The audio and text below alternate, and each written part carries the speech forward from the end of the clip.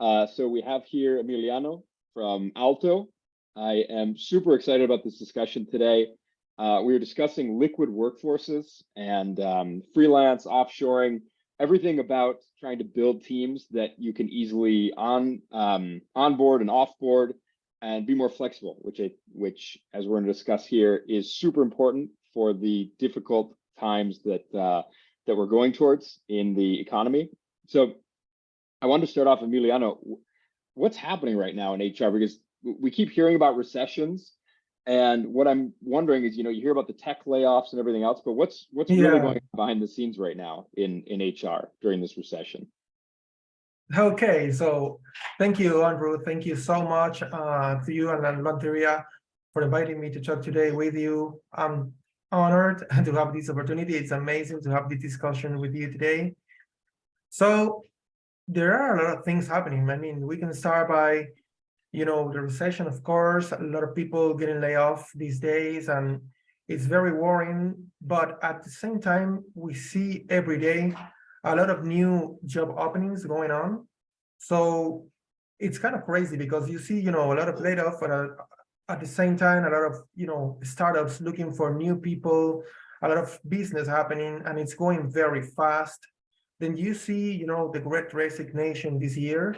It was a major trouble for companies, especially in the US and Europe. People asking for, flex work and flexible conditions for the work and resigning their works. And we're not talking only about, a few bunch of people from a specific industry, but actually a lot of industries suffer from this. And then, well, we see all kind of news, like, Amazon's attrition, losing, they calculated $8 billion per year because of attrition. So a lot of things are happening. You think that,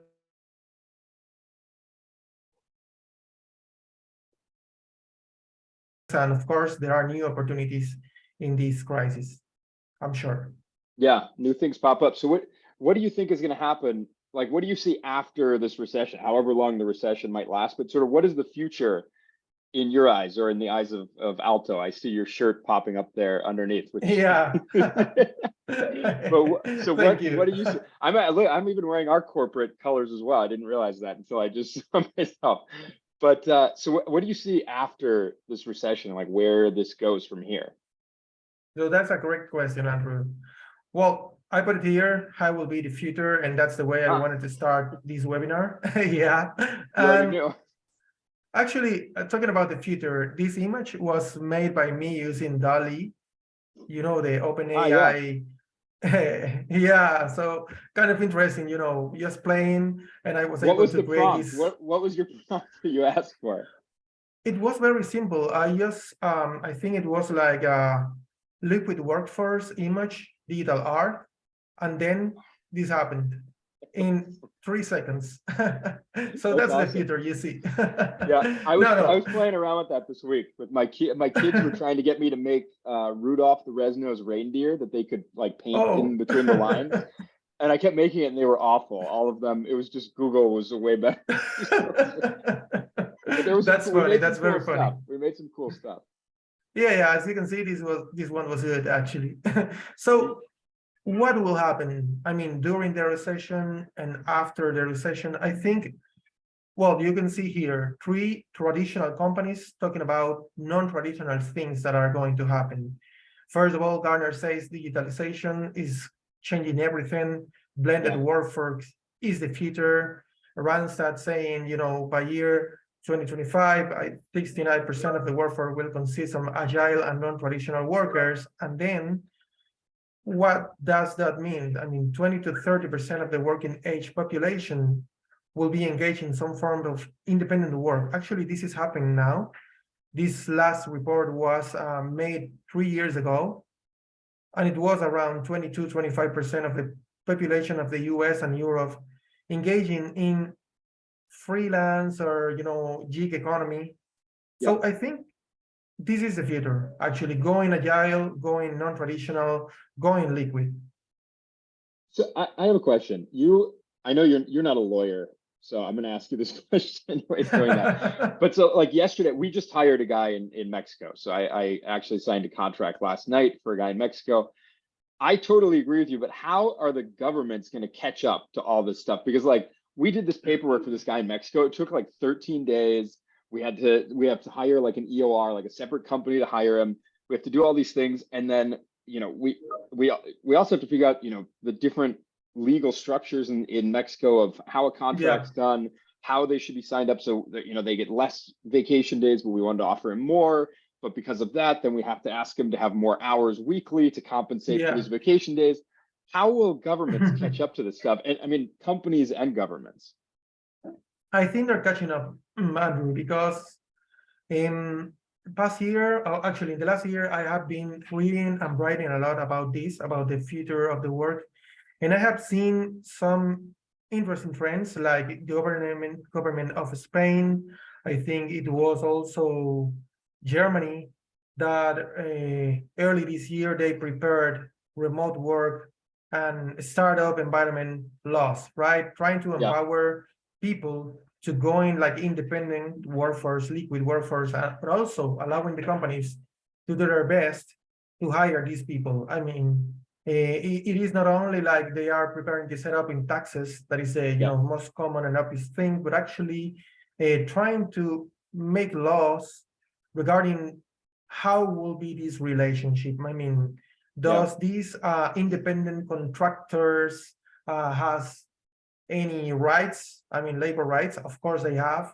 And where are the limits? And it is not only in Europe, actually here in Latin America, we have governments such as, I think it is Ecuador and Peru and Argentina also that have some laws that are trying to, reach out to the independent contractor figure and start up, nearshoring, offshoring kind of contracts. So that's interesting. About the companies, I think it is very simple, and at the same time, it's not that simple. Companies have to adapt or die right now.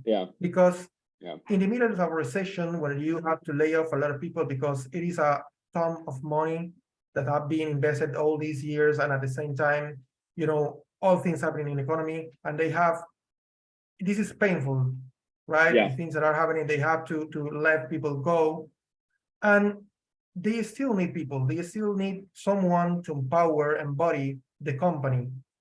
So they are trying to find the ways, and this is one of the ways. I mean, be flexible, be agile, be liquid. Try to find people not thinking only on the long run, on the full-time long run, but actually trying to be flexible, trying to find people for the right project, for the right time, and trying to find that in the shorter and the fastest way you can. So adapt or die.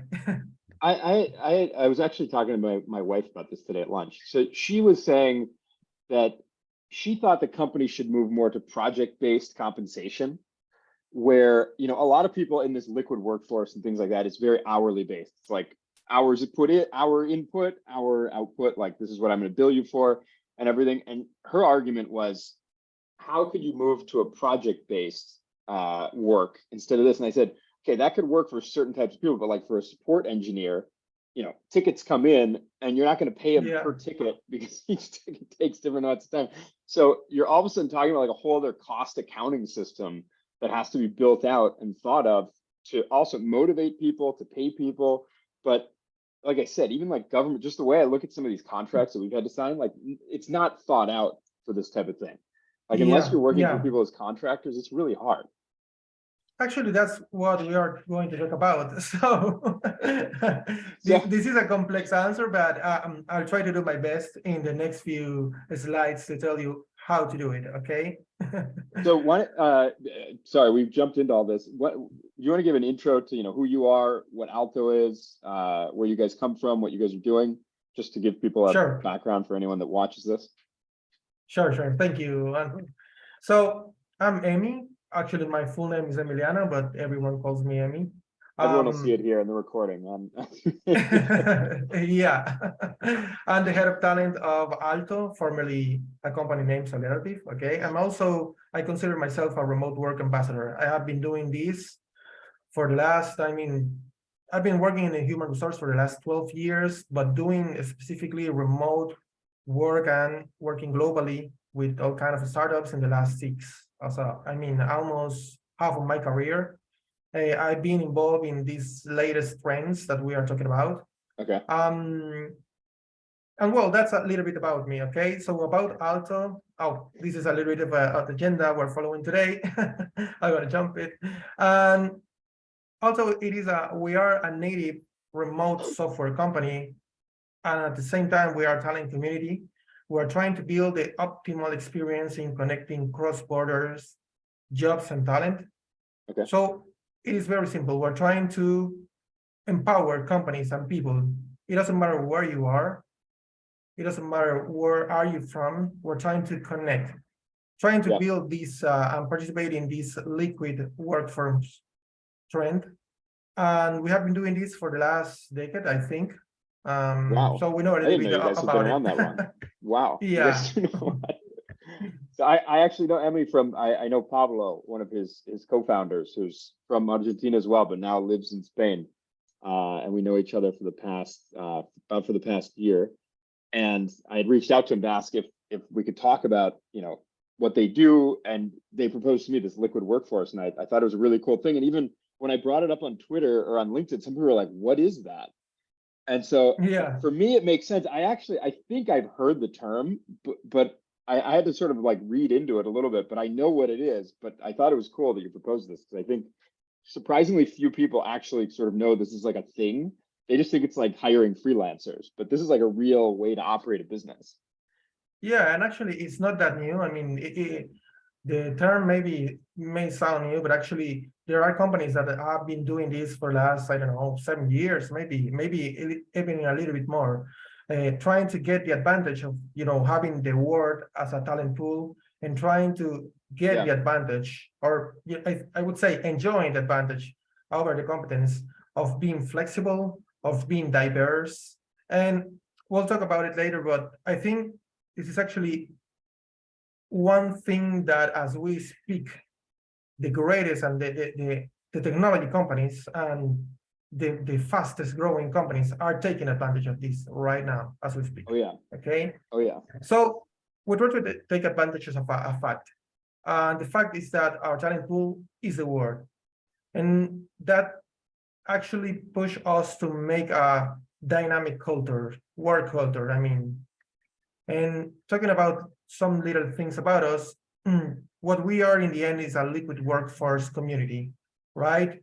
We build our own platform thinking on that, thinking on being flexible, thinking on empowering companies through technology. We have right now experts coming from 39 countries, clients from over 20 countries, with a global network of over 10,000 certified professionals, okay?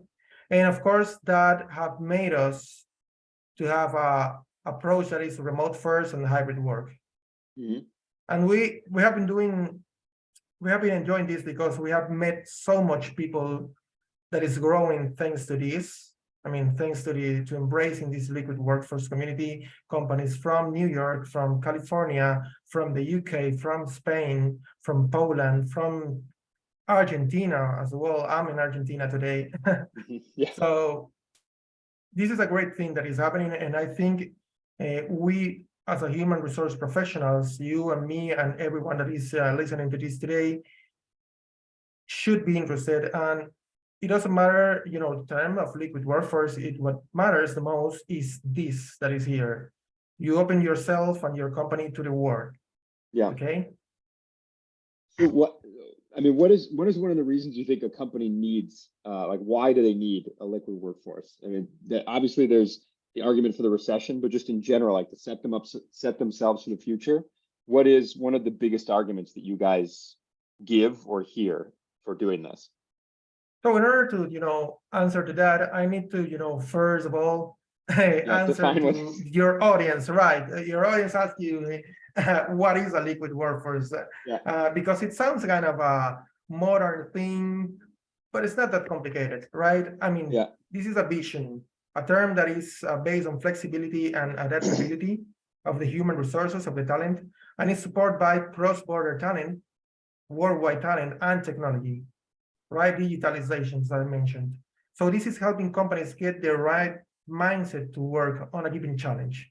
You not only think that, I'm going to open my company in the UK and then I'm going to open, I don't know, a new office in Argentina, and I'm going to go locally and grow. But right now you are thinking as a whole.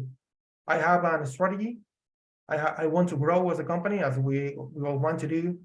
So I have a full world size workforce to help me do that. And this is a very interesting thing. You ask me why. Why do you need, and why all the companies need, a liquid workforce strategy? Well, first of all, because business today, and you know it, we require to be flexible and require to be fast. Yeah. And especially talking about the human resources area, when we talk about it, and when I talk this to Pauls and other colleagues, we all know that people empower business, right? But at the same time, we're facing so many challenges today. As I mentioned, Great Resignation is just one name for a thing that has been happening and is always happening to human resources. We have attrition, we have a lot of competence out there every day. For every startup that is dying, 2 new are opening, and we have a very competitive job market that is going like crazy. Like there's a big shortage, and I don't quite remember the statistics today, but I think it was by millions that is the shortage of talent by 2020. Yeah, for engineer, right? like developer talent, you mean? I'm talking about IT and tech professionals, including developers, but also I'm including tech support and project managers and everyone in the IT environment. Yeah. So that's a fact. The second thing is that the traditional way of hiring is very expensive and it is slow, because 10 years ago, when I started in the human resources, I started in the banking area, right? And in that industry, we had like 2 or 3 months to fill out a vacancy. So, we received and we had this long process to process a job description and post it. I remember it was like not only on portals, but actually we were using newspapers, like paper, to do this. And picture that. I mean, we had a lot of time because we didn't have this environment that we have today that is empowered by technology, by the way, where things, if you take too long, then you don't get any talent at all. I mean, I'm not talking about the best talent. I mean, I'm talking about every person, as we speak today, they get at least 1 job offer a week. During the whole year. So think about it. And one of our co-founders, Juan Salas, he made this calculation taking into account the time to hire and the cost to hire and the salaries that are involved in the traditional way of hiring people. The salaries that you pay the manager of the human resources team and the recruiters and the sourcers, and then the onboarding process that you have to have when you hire someone as a full-time local employee for your company. So this can go from, it doesn't matter how much are you paying for that person. This can go between 30,000 and 50,000 US dollars. To build a hiring process. It's crazy. So that's a fact, right? And the third fact that I want to bring in to the table is people. We are from human resources. We should talk about talent, and talent is people. And people, in fact, they are now valuing different things. They are looking for flex works. They are looking for, I don't know, work from home, PTO. So it's not that easy. Just approach a person and say and tell them, okay, I want you to be in my company as it was 10 years or 20 years ago. We have to have perks. We have to have a brand, a powerful brand, and we have to compete with thousands of companies out there. So we have to be flexible, right? We have to open our minds. We have to have a different mindset, not the same that we have been doing for the last 100 years in human resources. And that's why liquid workforce is one powerful way to go.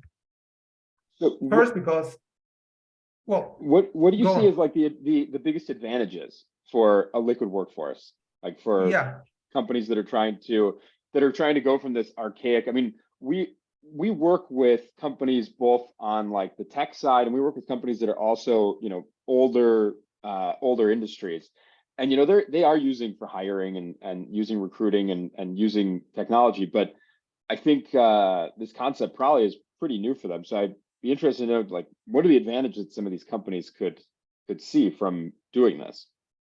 yeah, there's a lot of advantages, right?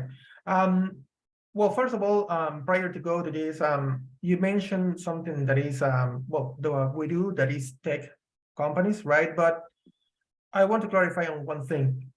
This is not only working for tech companies. I mean, all around the world, there are a lot of companies.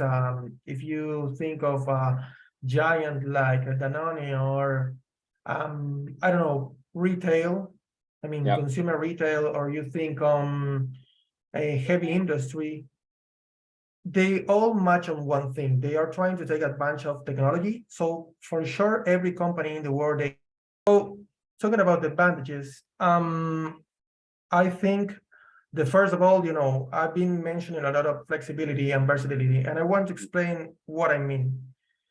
So picture that you are a large company in Austin, Texas, and you have all Austin, Texas, and San Antonio, and you know, all nearby cities to hire and grow. So that's great. I mean, I'm sure there's a lot of good talent there, but you know, sooner or later you will find yourself trapped in a situation where you have to struggle and compete with other 100 companies that are doing the same and trying to attract the same talent. And with a yeah, shortage like we have today, one of the best things that you can do is actually going versatile. And we have some success cases that I want to share with you, but let me choose just one or two.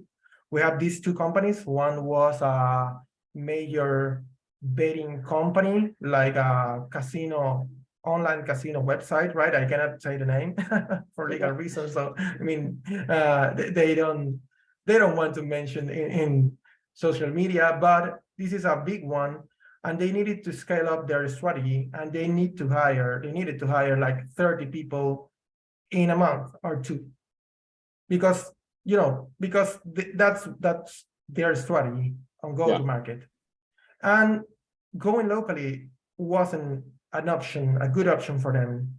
So they went with liquid workforce, and some of the people they hired was full-time people, nearshoring, I mean, from other countries nearby or offshoring, and some other people that they hire was temporal staff that was hired only by a 6 months project. And these people ended up being their core team, right? In the sense of some of them actually grew up with the company and became the leads of the team, and they started hiring their own people. And that was great. I mean, we love these guys, how these guys grew up and how these guys became higher and a sophisticated tech company just by using different options, And full-time, did they use part-time. full-time contracts, and like was it full-time contracts and some were just contractors? Like was it a mix of the two? Yeah, it was a blended team. They had people in the US going full-time and local, and then they had part-time and full-time guys from Latin America, from Europe, joining forces, right? Thanks to the technology. And Yeah, that's what I mean by versatility. And then we had these other guys that are from New York. They are an e-commerce company, totally different. And they were in a small scale, like 4 people, 5 people. And they needed actually to launch their website. And launching their website was actually 90% of their, business strategy. yeah. And they didn't have how. I mean, they were looking in New York, and people were asking for $300K US dollar per year salary, and they didn't have that kind of money. They were actually moving at the same time to raise some money. And then we joined forces with them and found this first guy that was, miles away. I think the guy was from Brazil, And he lent a hand on building the backend, and then they hired this other guy that was a front-end developer. He was from other country, and they ended launching the website in a record time and going to the market without any problem. And of course, it was like 10 times cost saving that the thing that they were planning to do first that was looking locally. So that's what I mean by flexibility and versatility, that give you efficiency, cost efficiency. And that's one of the most important things that you can ask a human resource unit, right? Today. Yeah. What is the, so when I was talking to some people about this, their biggest, some of the pushback people get, because I mean, I outsource a lot of work. I mean, I work with people, we have full-time employees in 8 countries, but I also work with contractors and things in different places. And the negative feeling, especially like from the US, is always like, oh, you're just using cheap labor. This is like going to China and working with sweatshops. And I said, like, no, I mean, I think we're usually giving a very good living wage to most of these people, and some of them are getting paid very well, like even compared to Spain. Like the guys we're paying in Mexico are getting paid very good salaries. So I don't know, it has this negative connotation, but how do you guys spin it? I mean, you're in Latin America, so you see how prosperous some people can be from this. But and actually there's a situation where a Spanish company that is our client, they are looking for people in the US because they are launching their product in the US. They have been working with this amazing cybersecurity product in Europe for the last 12 years or so, and they are going to open the market to the US, New York, Chicago, Philly, and they don't know how to hire people there because they don't know how to go and hire and contract and pay. yeah. So they need help, right? And that's a reality. And they need people to be there, like native American, talking fully advanced English. Yeah. And it's not only the situation that companies want to save some money, but also actually is companies taking advantage of the globalization to expand at a faster rate that they were allowed to do before. And we are okay with that. And of course, we are also okay if you're a company with a small budget and you want to hire people. And it's not like you're going to pay a cheap employee because, you know, nowadays, the reality is that people is asking for, you know, a good wage and a fair wage whenever they are. That's not the idea, and that's not definitely the main point of this. The main point of this is that you can access talent, diverse talent, different talent, and it's not the same having to hire someone, you know, that is just graduated from university because he's asking you 100K, that hiring for the same amount, a guy that has 10 years of experience, and that money, I assure you, that is a very good salary in this guy's country. And it's okay. I mean, we're helping this guy to build a better life for his and his family. So why not? I mean, no, it's a win-win. I agree. I agree. I've had this argument with a lot of people, and I always say, you know, what we've seen. So just since 2020, we've seen, you know, a lot of my experiences in India, but we've seen salaries for senior people, like you said, people with 10, 12 years experience, they're up like 50 to 90%. Their salaries have gone up a lot because of what you said at the beginning. Big tech companies came into the market, started hiring very fast. Frankly, I haven't kept up with the market the last 2 or 3 months, so I don't know how that's been impacted. But from what I know, it hasn't gone down that much. I mean, even in Ukraine, where we have a lot of employees, Ukraine salaries are up like 40% since 2020. Even with it's pretty amazing. I mean, this liquid workforce is real, and it's a real competition. And like, I don't know, I think it's super important that people learn. It's the holy grail of the future of work, I think, is how do you do this? Yeah. So definitely talking about it, one of the major advantages of having this a global team is that you get diversity.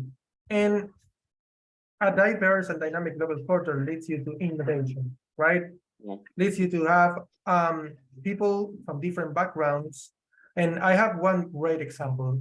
Let's say that you are a startup with an amazing idea, very exciting, you know, go-to-market strategies, and you have everything, but of course you don't have a ton of money.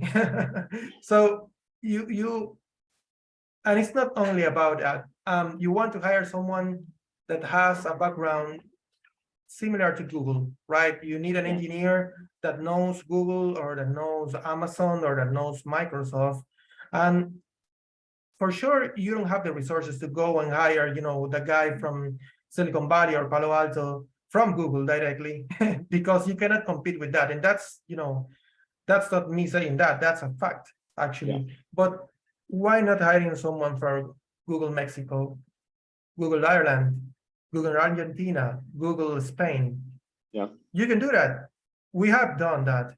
And these companies are building this dynamic global ecosystem and not only getting, saving some money, as you said, but actually getting a dynamic global culture, getting innovation, getting a lot of knowledge from different people that comes from different backgrounds and environments.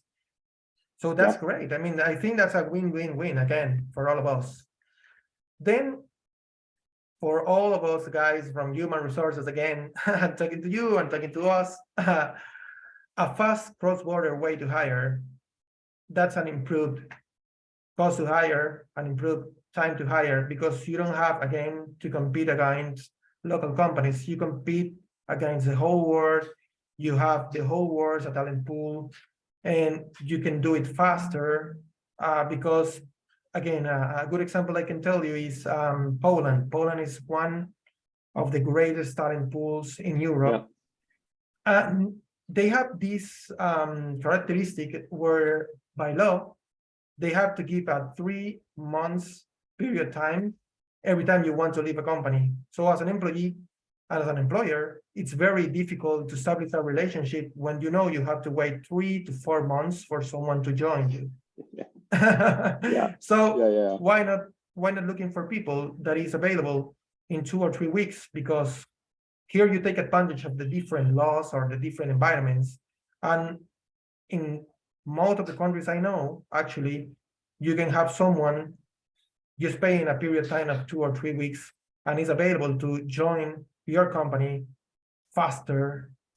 And that means money in the end. And that means also, again, taking advantage of the globalization. And that's great for both parties. So how do you actually do this? Because I mean, I have experience doing it. It's way easier said than actually done. Like it's not easy to do this. There's obviously going after like freelancers and things like that. But what you're talking about is like building sort of a base of like established people, full-time workers, but also adding like supplementing with possibly freelance people, possibly project-based workers. So what are some ways to do this, or how are some recommendations that you guys have to build like a really established liquid workforce? Great. Well, that's what we do for a living. So I can tell you a lot, but I will try to, sum up in some 5 or 6 main bullets, right?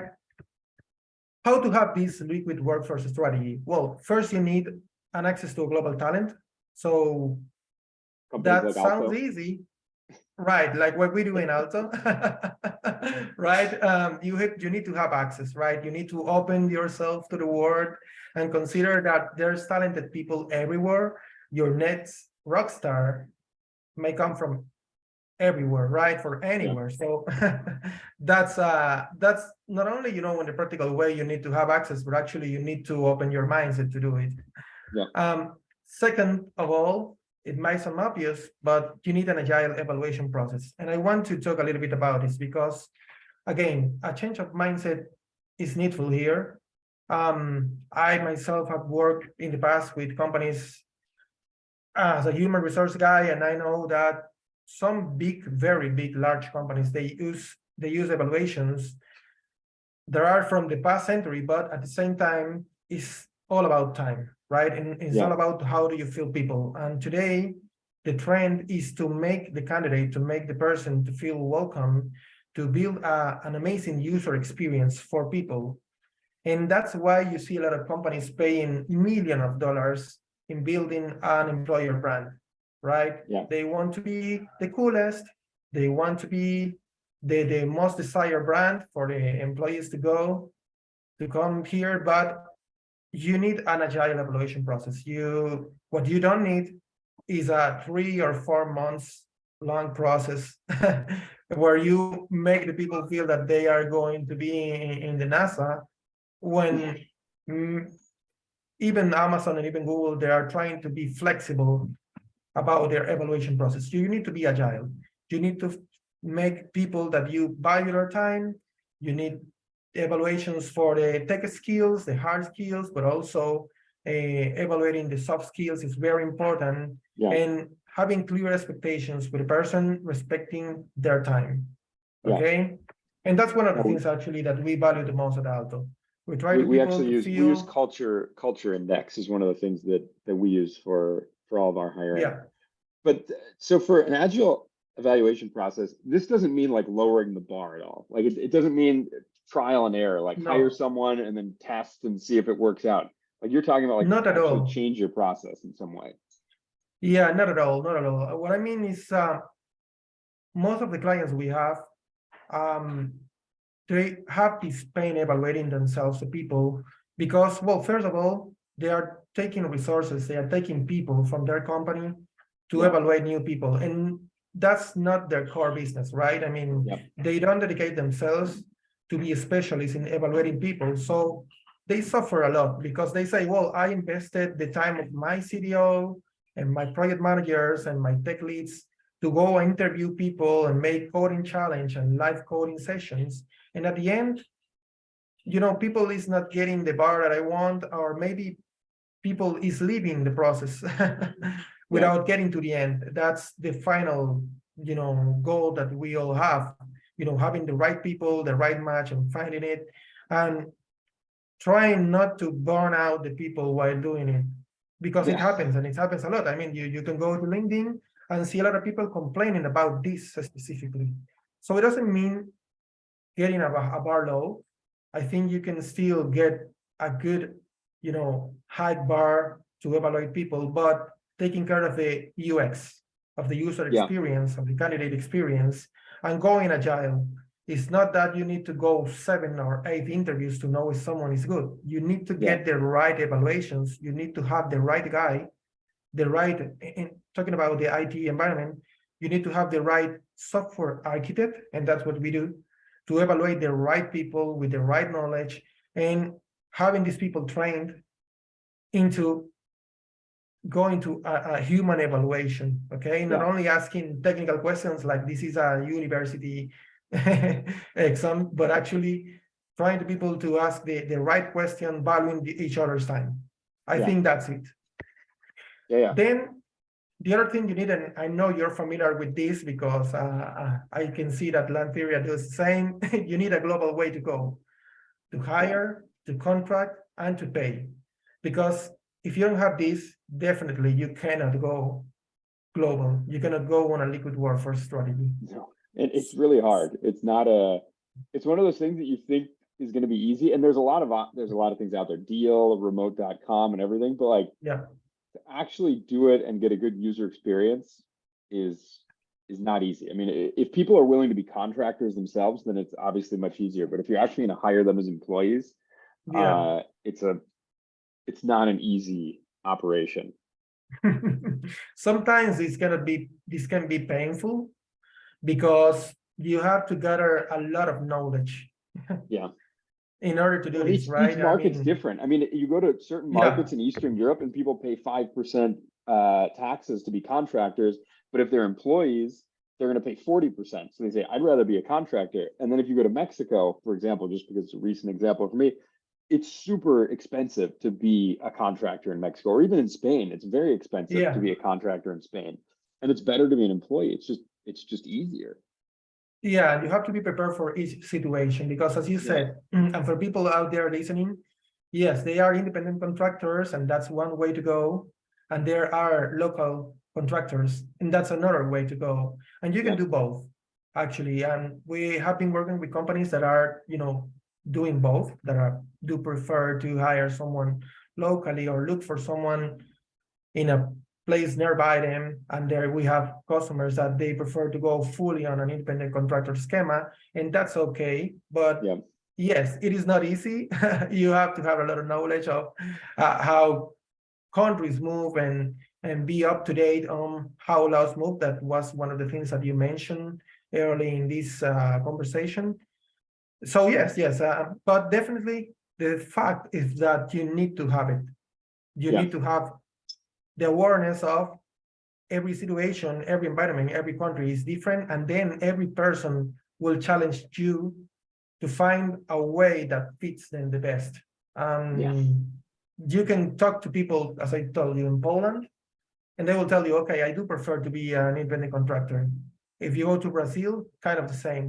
But then they will tell you, okay, but regarding payment, I will need some specific things to fill in order to sign up this contract. So Yeah. it's fun. It's fun. We have fun doing this. It's amazing. Yeah, I think it's cool. I mean, it's interesting. You get to know you get to know other countries, and you really get to know. I mean, this for me from living in different parts of the world, what's always surprising to me is the labor relationship.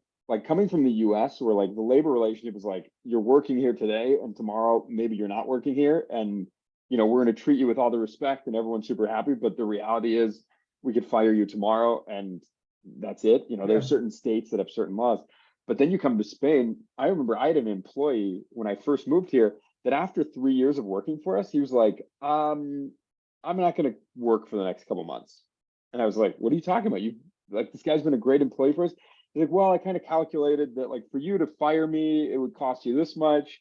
So I would rather just take a few months off and then come back to work. And instead of Yeah. you firing me, and I was like, wow, this is crazy. I couldn't And that is believe this. also a liquid workforce. I mean, Yeah. when we talk about liquid workforce, it's not only finding talent worldwide, but actually is finding the possibilities of being flexible, like Yeah. that situation that you mentioned.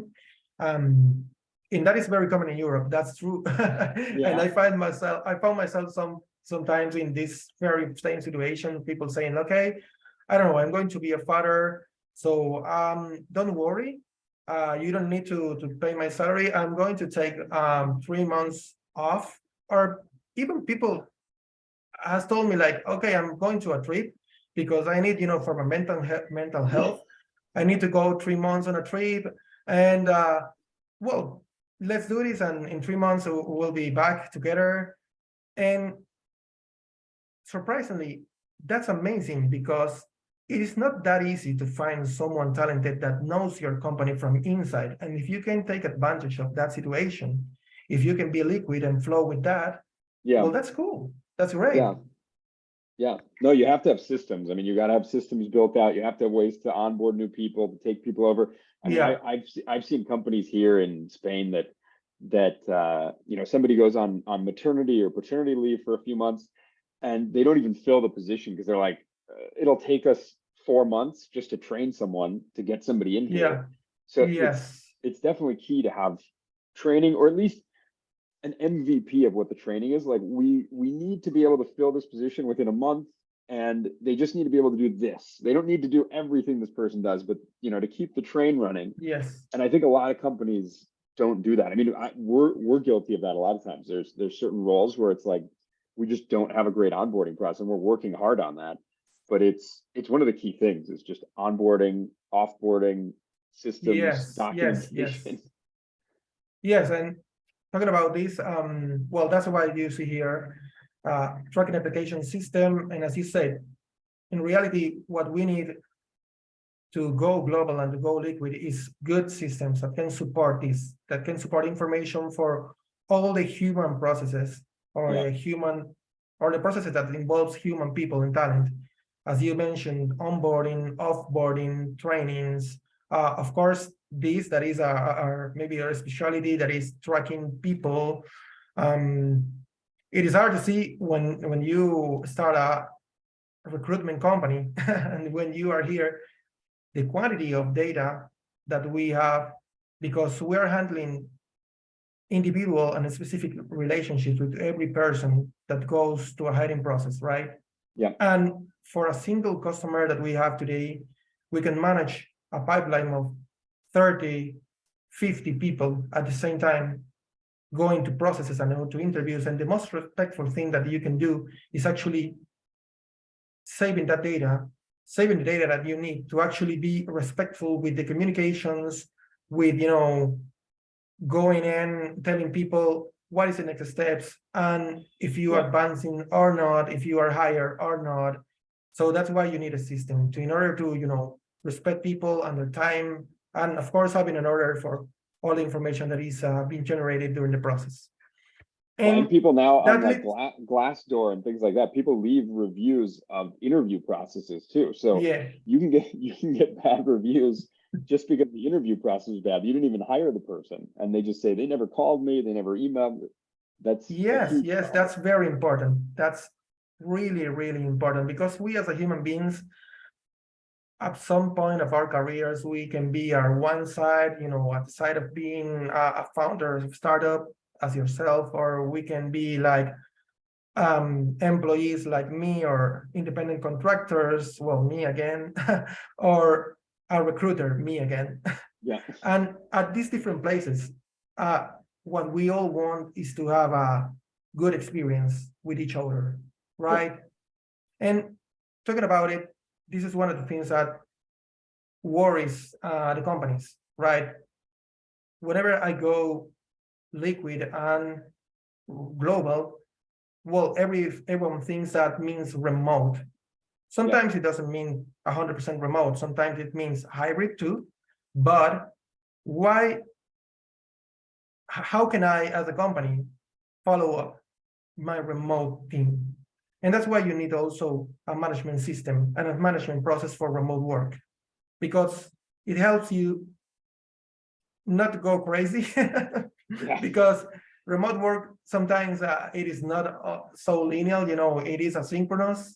And again, there's a lot of things happening out of your control, but at the same time, there are ways. There are a lot of technology today that can actually enable you and empower you to follow up what's happening at all time with your company. And you cannot miss the opportunity of working, again, with people from diverse backgrounds, from countries or all around the world, a huge pool of talent, just because you don't have how to reach out to them. You need this. You need this. You need project management, management, tracking, communications. It's important. And then even beyond the tools, you need to know how to use them well. And then from what I've seen, you need to know as a manager how to use them well. You need to know how to train people to use them well. And then you need to know how to like stay on top of people so they continue to use them well.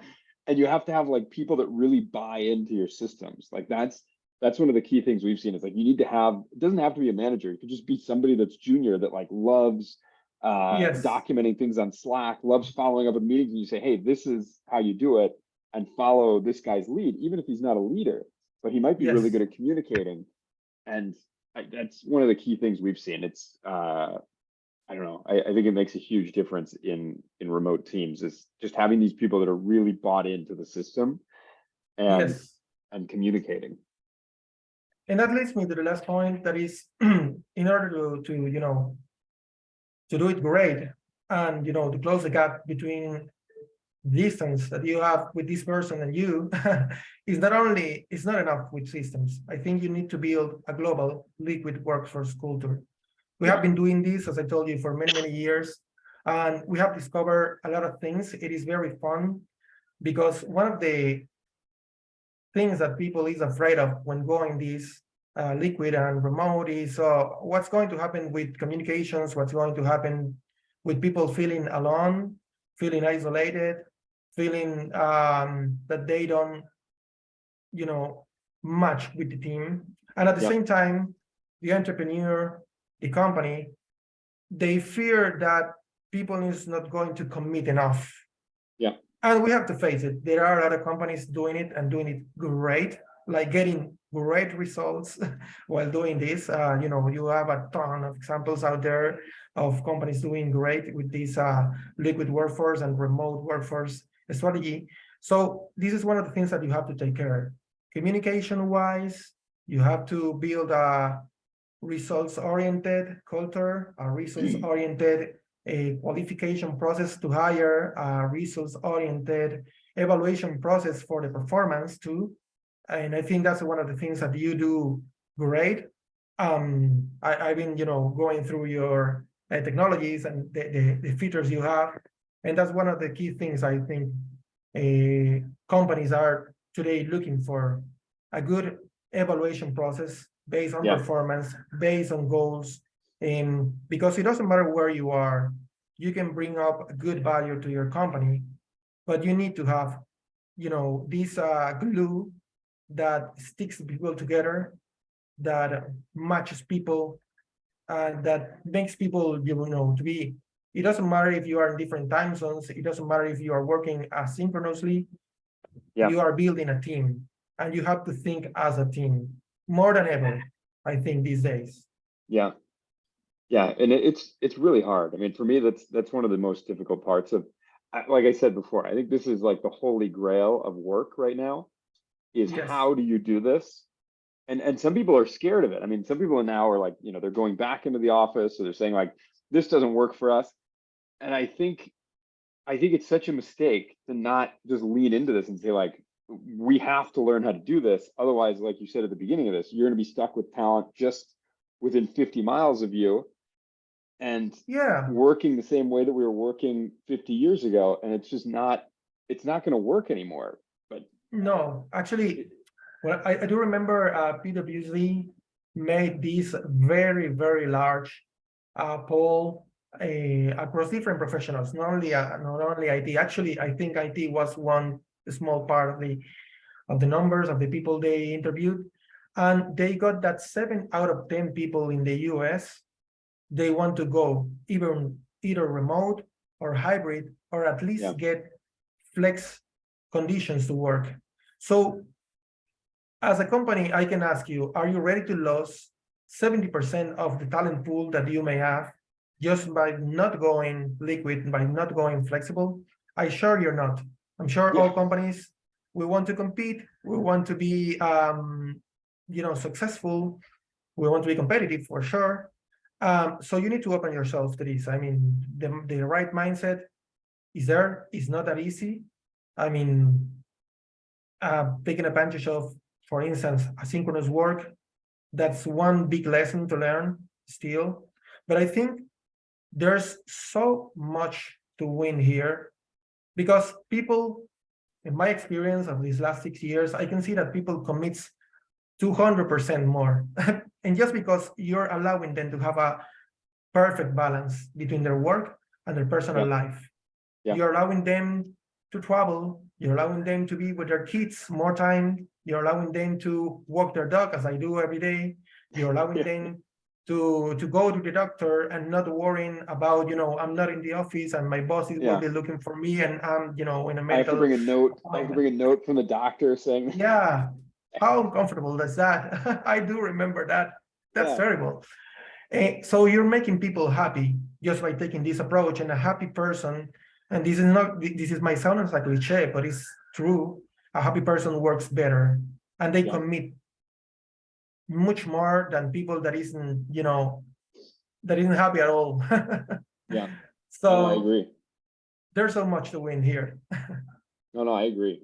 Thank you so much for all this. This was, like I said, I was excited to talk to you about this because I know that you guys know more about this. I didn't realize you've been doing this for 10 years, but you guys know more about this at Aalto than pretty much anyone else. So I really appreciate sharing with us. We can open this up to, I don't know if anyone's out there that has any questions. Also, we're going to post this on YouTube. So if anyone has follow-up questions that they put into the comments on YouTube, happy to ping Emiliano and get you guys to respond. But yeah, I don't see anyone putting their hand up. If they want to, they can, and we'll respond. And if not, we can close this up. But I really appreciate your time, and I think this is super interesting, and hopefully this is the first of many comments. I'd love to hear your guys' processes of how you guys go through technical hiring, technical interviewing. I think there's so much to learn from Aalto and what you guys do. and I wish you guys all the best. I know there's Alto is the new Thank brand. you. It's the new brand name, and it's a new well, not a new company, but a new way to look at the brand.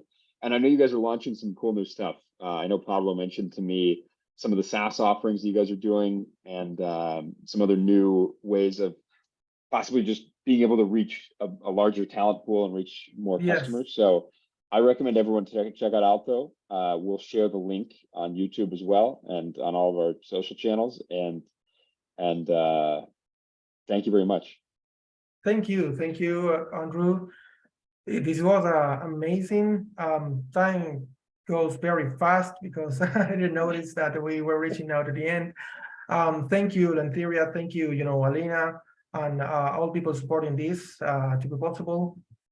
It is very fun. I think we have a very exciting world ahead of us. Things are happening, and regardless of the recession and the Great Resignation and things that are happening, because of that, mainly, I think we have to adapt.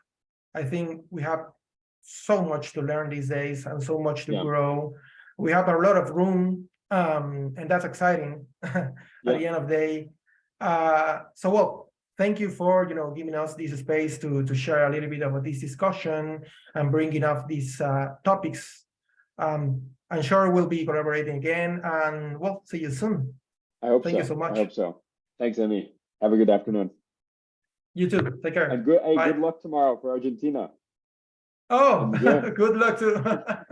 Good luck to you guys. Spain already lost, so I'm. Oh yeah. Well, enjoy. Hopefully they make it to the finals. For sure. Thank you, Andrew. Bye. It was a pleasure. Bye.